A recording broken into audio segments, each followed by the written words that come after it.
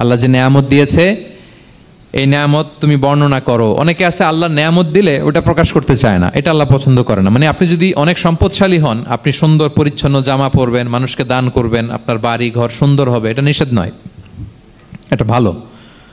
আপনি আল্লাহর দেয়া নেয়ামত ব্যবহার করতে পারবেন এবং বলতেও পারবেন, কিন্তু শুকরান লা ফখরান, শুকরিয়া স্বরূপ বলবেন, ফখর করে অহংকার করে না।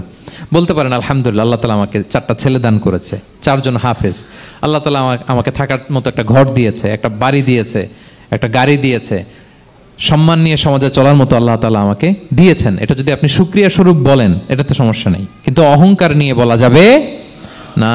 ইন্নাল্লাহা ইউহিব্বু আন ইয়ারা আসারা নি'মাতিহি আলা আবদিহি, আল্লাহ তাআলা যে নেয়ামত তার বান্দাকে দিল ওইটার একটা নমুনা দেখতে আল্লাহ পছন্দ করে। আল্লাহ বানাইছে আপনার বিলিয়নিয়ার, আপনি হচ্ছেন ছেঁড়া পরা জামা পরে চলেন, হবে? বানাইছে আল্লাহ তাআলা আপনাকে অনেক সম্পদশালী, আপনার চলা ফেরা কোনো রুচিই নাই, এটা হইলো না। আল্লাহ চায় যে তোমার যে নেয়ামত দিছে এটার একটা নমুনা তোমার মধ্যে থাক, এটাও শুকর গুজার হওয়ার একটা আলামত।